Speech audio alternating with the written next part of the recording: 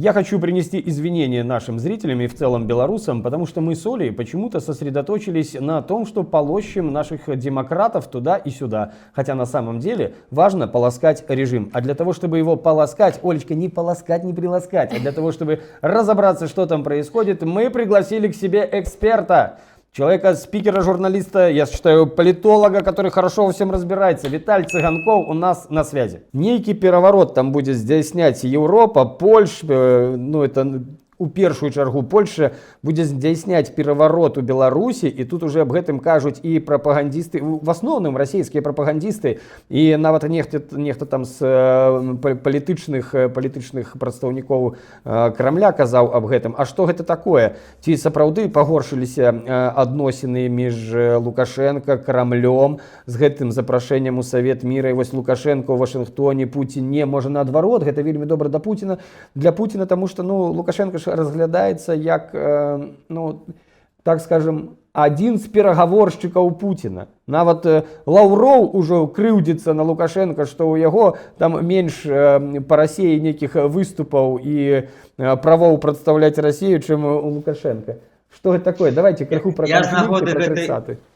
Да, гэтай заявы службы замежнай разведкі Расіі можна зрабіць некалькі рэмарак, скажем, адносна сур'ёзных, адносна іранічных. Першае, конечно, самае іранічнае, гэта наконт таго, што яны заявілі, я падкрэслю, што Захад і пералічылі краіны ЗША, Брытанія, Польшча і Германія рыхтуюць там пераварот Беларусі. Подумайте, як яны хацелі зноў стравіць Беларусь з усім астатнім светам, пры тым, што зараз ніякага калектыўнага захаду няма. Во всяком разе, в стаўленні да Беларусі, знешняй палітыкі, да і ўвогуле. Америка пры Трампе, она вельмі аддаляецца ад Европы, а тут яшчэ Брытанія, а тут яшчэ Польшча і Германія маюць дастаткова розную пазіцыю ў дачыненні да Беларусі, асабліва апошнія месяцы. І вот яны в этот вінегрэт збілі асноўныя заходнія дзяржавы, якія маюць да Беларусі самую розную палітыку, и все их сбили в кучу. Тут, конечно, первая ироничная ремарка, мне сказалось бы, боже, да каб яны правду сказали, было бы здорово. Каб на самой справе гэты Захад хотел бы зрынуть Лукашенко, я только был бы рад бы. Я бы разом бы с этой службой внешней разведки России кричал бы «Ура! Ура!», коли на самой справе так. На жаль для нас, что зараз, что в 2020 году Захад достатково неактивно, скажем так, вмешивался в белорусские справы, не ожидался, правда, зрынуть Лукашенко. І таких задач, акрамя того, як падтрымліваць там грамадзянскую супольнасць, падтрымліваць апазіцыю, вот радыкальна ставіць пытанне так, як ён ставіў в той же Украине, где был Евромайдан, и где менавіта заходние политики удзельнічалі активно в перамовах, приехали туда и падтрымлівали, и где они фактично вымусили, менавіта заходние европейские политики, вымусили Януковича пойти в отставку. Такого нават на 5-10% такой актыўнасці на беларускім накірунку не было. І гэта для мяне, паўтаруся, вельмі сумна, і гэта, я лічу, дастаткова неправільна ў заходняй палітыцы. І вот што заяўляе гэта замежная разведка Расіі, што вось весь Захад. Чаму Захад? Яны выпусцілі зараз тут відавочна, што это папярэджанне Лукашенко. Вот все гэтыя, скажем, год, калі шел этот американскі трек, мы, палітычныя аглядальнікі, разважалі на тэму, ці гэта можа выклікаць, скажем, раздражненне, непаразуменне Москвы. Тут былі розныя, скажем, аргументы. Першае, што, можа быць, выкліча, но пакуль не вельмі, паколькі у самой Москвы ёсць нейкі, трек з Трампам, там сустрэча на Аляскі і гэтак далей. Неоднозначная, скажем, мягко, политика Трампа в дачыненні да расійска-украінскай вайны і гэтак далей. А з іншого боку казалі, нет, на нейкім этапе гэта Лукашенко, конечно, просто выконвае разом з Пуціным одну палітыку, і Пуцін ему дазваляе, але в нейкі момант гэта можа Расіі не спадабацца. Так, прынамсі, я гаварыў некалькі, может быть, месяцаў назад, і што пры пэўных умовах гэта мы можем пачуць такой окрик с боку Москвы.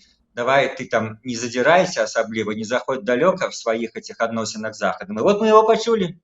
Вось он пришел. Это, безумоўна, папярэджанне там не Захаду, это папярэджанне Лукашенко, что ты не забывай, что они те вороги. Вось. И не забывай, что мы тебе дазваляем в пэўнай ступені зараз з імі наладжваць адносіны, но толькі в пэўнай ступені. Больше мы тебе занадто много дазволіць тут не можем. не забывай, что ты наш все-таки вассал, что ты у нас на коротком поводку, і мы разумеем, што ты паводзішся добра, ты выконваеш все нашы стратэгічныя і геапалітычныя запыты, інтарэсы на гэтым накірунку. Ну, але просто лішні раз нагадаць тебе, хто ў хаце гаспадар, мы хочам нагадаць про это. Да. Віталь, ну слухайте, тады такое пытанне. Ну вось Россия окликнула, крикнула, говорят, все, харе, смотри, тут напоминаем, кто у тебя враги. Но давайте будем откровенны, там же Лукашенко, во всяком случае, люди при нем, ну, не совсем уже деревянные мозги у них. Они же понимают, почему это происходит. А вот что дальше в аргументации? Ты смотри, ты с ними сильно не дружи, иначе что? А то мы что? Это пакуль, як я сказал, так сказать, такі, легкий намек, легкий, да, такого не доходить, они, як бы кажуть, не доходят до такого, как мы вот, иначе что, как нам пришлось принимать жесткие методы. Ну, маўляў, лепш не проверяй, Лукашенко разумее, и он же весь час, так сказать, только можно заварить, это просто абсолютно, по кожный день можно заважить, это храналагічна вельмі цікава, калі прааналізаваць. Пасля кожнай сустрэчы з там умоўна амерыканцамі, з еўрапейцамі няма сустрэчаў, ці пасля кожнай больш-менш заявы там нейкі бок Европы, на наступны же дзень, 2-3 ён абавязкова што-нибудь скажа максимальное прарасейскае. И он так дзейнічае. Только он сустрэнецца с американцами, завтра же он где-нибудь в прессе ці на сустрэчы з каким-нибудь российским губернатором Галапупинского района абавязкова скажа, як он любіць Россию, як мы з ім один народ, и як Беларусь дапамагае России в войне. И вось он так атрымаецца. Да что, я никуда не забегаю за ніякія сцяжкі. Я просто, это ж, у меня адносіны з Америкой еще горшие, чем у вас. У вас там сустрэчы на вышэйшым узроўні, у вас амбасады працуюць американские, европейские. Хотя бы до этого уровня дайте мне дойти. И что тут Россия? Нема чем крыть? Да, Россия веде войну, а у ее амбасады европейские. Беларусь войну не веде, а амбасадов нема. Лукашенко может сказать, у нас санкции еще горше, чем у вас. Дайте мне хоть трошки ослабить. Это ніяким чином нашу вековую дружбу с вами и мою полную вам аддадзенасць не пашкодзіць. Гэта толькі палепшыць нашу агульную ситуацию, калі яны паздымаюць санкции, я только больше смогу вам дапамагаць войне. Я думаю, так он доказывает, в этом есть пэўная логика, и яны могут, конечно, одни силы там могут одернуть, но другие, там, той же Путин может сказать, да не. Александр Григорьевич цалкам наш, ничего он кепского не робит, не наезжайте на его. Хотя давайте лишний раз, может, ему там намекнем, как не забегал занадто далеко. Очень коротко, смотрели ли вы слушали ли вы слушания в Координационном совете, слушания Тихановской, читали ли заявления или, может быть, комментарии Вадима Прокопьева по поводу этих слушаний, потому что это было скандально, не дали задать все вопросы, не туда посадили, вообще нам нужно менять лидера, потому что лидер не справляется. Вот коротенько по всей этой истории давайте пройдемся, и, естественно, вопрос к вам будет, чего вообще пытается добиться Прокопьев? Может, вы поясните? Все мы в значной ступени в своей деятельности хочем добиваться неких поспехов. Мы, там, асабліва люди, калі маюць нейкія амбіцыі, сведчаннем гэтых поспехаў, магчыма, хотели бачыць нейкую перамогу. Перамогу над кім? Напрыклад, я там гуляю в баскетбол, я не перамагу Леброн Джеймса там в NBA. Это не мой уровень. А своих людей, аматараў, з якімі я гуляю, я могу перамагчы, і шчаслівы прыходжу дадому, якая гэта радасць, что я забил там некалькі очков, да? Так, для Прокопьева, на сёння і для, может быть, іншых, галоўная такая чемпионская медаль, гэта Тихановская. Можно змагацца з ёй, неважно от того, якія это прынесе карысць, так сказать, Беларусі. Я в гэтым сэнсе, тут якраз той выпадак, калі вымушаны паўтарацца, калісьці пісаў такі блог, ён даволі там прогучаў, можа, гады 2 назад. Зараз многие пишуць про тое ж самае, я гляжу, просто паўтараюсь мои слова. Я писал блог про рацыянальнае стаўленне да Тихановскай. У тым сэнсе, што яна важная для нас усіх як функцыя, як структура. І яе немагчыма в дадзеным выпадку замяніць просто фармальна, бо яна лічыцца, так сказать, пераможцы прэзідэнцкіх выбараў 2020 года. Она, безумоўна, не ведаем, перамагла ці не, но, безумоўна, набрала больш галасоў, чым Лукашенко на тых выбарах, і гэта ее легітымнасць, якая вот гэтымі выбарамі зацверджаная. Пакуль новых выбараў няма, выглядае, што значыць яна застаецца ў гэтай ролі. Любы чалавек, калі ее хоча скінуць, замяніць, ёсць много там, напэўна, недахопаў реальных і выдуманых у яе самой. Вось ее там, может быть, няма таго-то, хаця все прызнаюць, што она вырасла за апошнія гады. Але факт у тым, што калі ее скінуць, ніякі іншы чалавек яе не заменіць. Ні Пазняк, ні Прокоп'еў, там ніхто. Просто по гэтай вот смешнай фармальнай прычыне, што яны не удзельнічалі ў выбарах, а яна удзельнічала. Поэтому это будзе вялікі правал з пункту гледжання прадстаўніцтва Беларусі за мяжой, прадстаўніцтва вот нашай частцы Беларусі незалежнай, якая зараз пнула за мяжой, то, што робіць так кепска ці добра робіць Ціхановская яе каманда. Калі ее, образно кажучы, развінчаць, скінуць, то гэта ніхто не будзе рабіць замест яе. Просто ніхто не будзе прымацца на такім жа ўзроўні, ніхто не будзе мець такую легітымнасць. Поэтому все гэтыя, скажем, атаки я ўспрымаю як, калі вы жадаеце, такая у нас ситуация. Калі вы жадаеце палепшыць, так сказать, працу, тое, што называецца аб'яднаных дэмакратычных сілаў, офіс Ціхановскай, калі ласка, палепшайце, спрабуйце там, канкурентная барацьба, зараз будуць выбары в координацыйную раду, перамагайце там, ставце пытанне.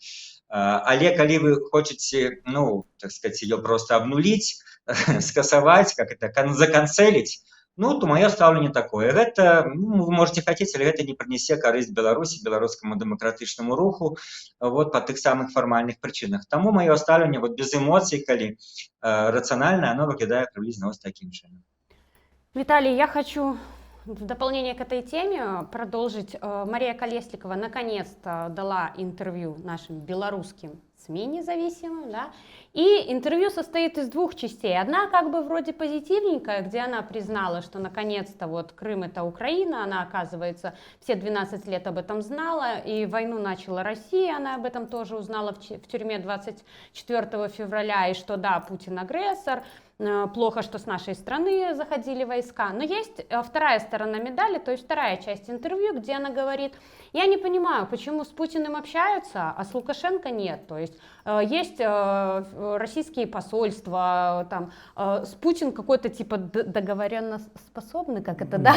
Да, договороспособный, а Лукашенко вот никак. И у нас, почему у нас позакрывали все посольства в Беларуси, как бы дипломатов уменьшилось. Давайте вообще вернем послов, откроем все, откроем опять институт, вот этот культурный Гёте, начнем все учить немецкий язык надо, чтобы учили в Беларуси. И вот этот посыл для меня на самом деле какой-то странный, для меня это даже страшно, я бы сказала. То есть для меня это опять-таки давайте признаем легитимность Лукашенко, простим его все вернем как было до 2020 года, и все у нас будет замечательно. У нас же самое важное сейчас — это ж культура, правильно, институт Гёте и немецкий язык. Вот что должно заботить белорусов, оказывается. Что вы считаете по этому поводу?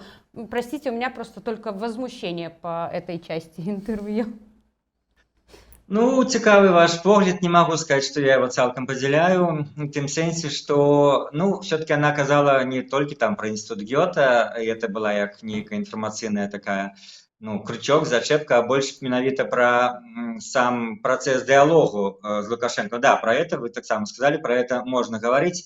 Ведаеце, вся политика, калі міжволі тут хочется признавать свой взрост, калі сочыш за яе з 94-го года, там, калі казаць про Лукашенко, то гэтыя арэлі, значыць, гэтыя лібералізацыі рэпрэсіі, гэтыя санкцыі і лібералізацыя адносін, нармалізацыя, то ты уже прожил гэта шмат разоў. І все гэта было пасля 10-го, пасля 6-го года. Вось, і здавалася б, ужо пасля 20-го гэта ніколі не вернецца, паколькі сітуацыя іншая, але, выглядае, што все можа вярнуцца, паколькі гісторыя, она, як мы ведаем, да, па спіралі, ці, як кажуць, там, другі раз як спачатку як трагедыя, потым як фарс, хаця я, конечно, эту афаризм перарабіў бы, што гісторыя паўтараецца двойчы, адзін раз для нармальных, а другі раз уже для тых тупых, которые не разумеюць з першага раза, да? Так это, здаецца, наш варыянт, калі еўрапейцы, яны, можа быць, якраз з першага раза не зразумелі, што вяртацца зноў на гэтыя хвалі involvement, уцягвання, можа быць, і не варта, паколькі вынік будзе той же самы. Ну, ведаеце, вакол гэтага ідзе зараз дыскусія, і это не тая дыскусія, што у кагосьці ёсць правда в стылі двойчы 2-4. Гэта аргументы, якія ёсць, ну, скажем, даволі абгрунтаваныя з таго ці з іншага боку. Адны кажуць, вот як і вы сказалі, ці я зараз сказаў, што вяртанне да гэтага зноў вцягвання, involvement нічога не прынясе, паколькі гэта ўжо 100 разоў было, і Лукашенко все роўна выніку падмане, і все роўна ён працягвае праводзіць рэпрэсіі. Другія кажуць, ну вот у Трамп же памянял амерыканскую пазіцыю, яна мае вынікі, а еўрапейская пазіцыя вынікаў не мае. Ну, вынікі маецца на ўвазе вызвалення палітвязняў. І гэта, я б сказаў, ну, такое філасофскае пытанне паміж тым, ці мы, ну, ці там Еўропа працягвае змагацца з Лукашэнкам і хоча яго звергнуць, паколькі ён нелегітымны, і ніхто, і дыктатары сажае і забівае людзей. Ці Еўропа збіраецца, паколькі звергнуць яго немагчыма, все-таки з ім неяк супрацоўнічаць. І хто тут скажа, у чым тут, скажем, правда, это філасофскае пытанне ў тым сэнсе, што ёсць маральны аспект, ён, безумоўна, важны, мне здаецца, вот вы яго прадставілі дастаткова ярка ў сваім пытанні. А ёсць аспект, ну, я б сказаў, такі рацыянальна сугуба па выніках. Які метад прынясе вынік, то і трэба прымяняць, магчыма, не зважаючы на этыку і мараль. Ёсць і такі падыход в палітыцы, ён называецца реал-политикс. Ён даволі распаўсюджаны. В розныя гістарычныя эпохі перамагае альбо больш падыход каштоўнасны, маральны, альбо падыход вот такі прагматычна-цынічны. Мне здаецца, зараз не толькі ў сувязі з Трампам, а ў сувязі з рознымі іншымі падзеямі ў свеце больш перамагае другі падыход, безумоўна, не маральны, не каштоўнасны, а прагматычна-цынічны. Ці Беларусь можа быць выключэннем з этой агульнай, ну, умоўна скажем, нормы ці не нормы, а тэндэнцыі? Мне цяжка сказаць. Ну, тут, смотрите, смотря какой выник белорусы, и мы, в принципе, с вами ждем. Если мы ждем вывод такой, что, или итог того, что выйдут политзаключенные, но при этом останется Лукашенко, и Беларусь дальше будет пробивать дно, и непонятно, насколько он еще останется, это другое. А второе, если можно... Понятно, я очень хочу, чтобы вышли политзаключенные, но я, например, не хочу, чтобы оставался Лукашенко, я не хочу ему ничего прощать, я не хочу возвращаться в 19-й год, да. Мы шли к переменам, мы его в 2020 году хотели убрать, и хотелось бы завершить это как бы начатое, но еще не законченное дело. Ну так ясно, всем бы хотелось. Проблема в том, что вот гэтая политика, ну, многие, скажем, я зараз, неважно, адвокат дьявола, я просто разважаю про подыходы, да. Калі кажуць, што, ну, такая палітыка ціску і санкцыяў ні да чаго не прыводзіць, яны в пэўным сэнсе могуць сказаць, што мы маем рацыю. Мы таксама хочам, каб не было Лукашэнкі, але вашы санкцыі, як кажа, ну, напрыклад, там, Пазняк ці зараз Калеснікава, нічым гэтую задачу не набліжаюць. І санкцыі, і ізаляцыя, яны не набліжаюць да гэтай мэты, которую мы все перед сабой ставім. І гэты аргумент таксама цяжка перабіць. Ой, Олечка, что, хочешь еще возмутиться как-то? Не надо. Виталь, большое спасибо, дякую вам велике. Дякую вам велике за ваш час, дякую за ваши комментарии. Будем звертаться по комментарі до вас частей. Дякую. Дякую велике. Счастливенько. Всего доброго. Поспеху в вашей программе. До встречи.